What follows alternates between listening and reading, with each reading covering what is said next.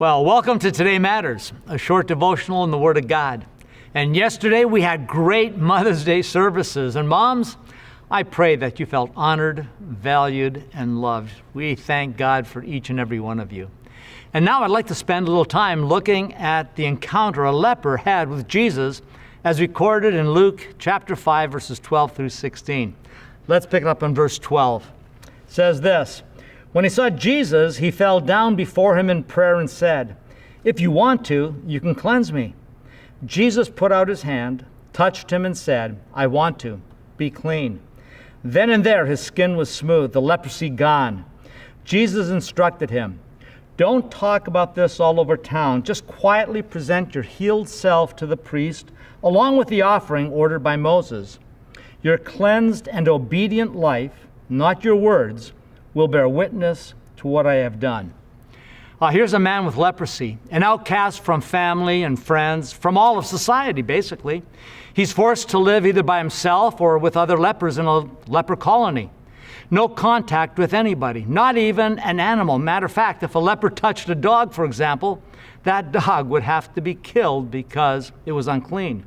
They were always kept at a distance, but if they were around people, they had to loudly announce, "Unclean, unclean!" And this leper heard about Jesus and had enough faith to come and fall down before him and in prayer ask this: "If you want to, you can cleanse me." Not begging, not demanding. He just came asking with humility. He wanted to be clean. He wanted to be made whole. You know, Jesus in his response back to the leper did the unthinkable, the unimaginable. Look at what verse 13 says. Jesus put out his hand, touched him, and said, "I want to. Be clean." Jesus' response was totally unorthodox, but compassionate, gracious, kind, and loving.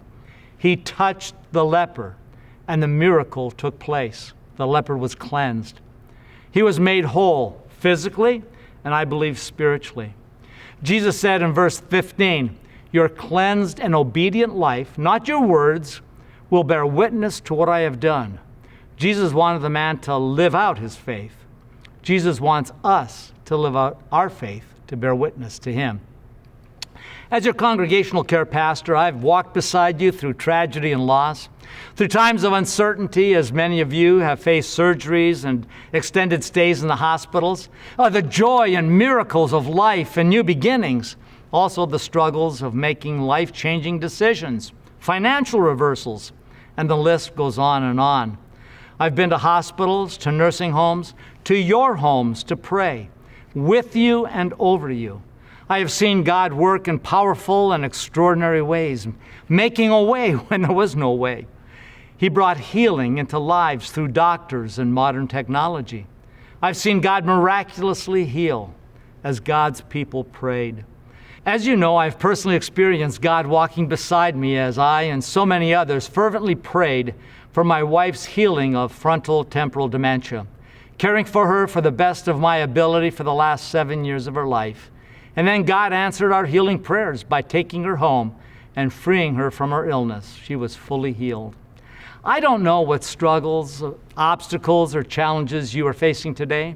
It could be relational issues, financial challenges, maybe a need of physical healing. Whatever it is you're facing in life, I want to encourage you to bring the need to Jesus, just like the leper, and trust that God will hear and answer you. Our attitude when we come in prayer should never be one of demand, but rather humility, like the leper expressed, recognizing the power and authority of Jesus.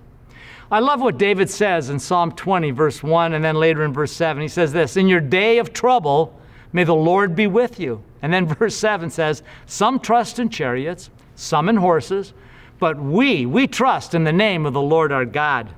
Whatever you are facing, trust in the name of the Lord our God. And whatever answers God gives us to our prayers, let's be sure that we truly live out our love and devotion to Jesus.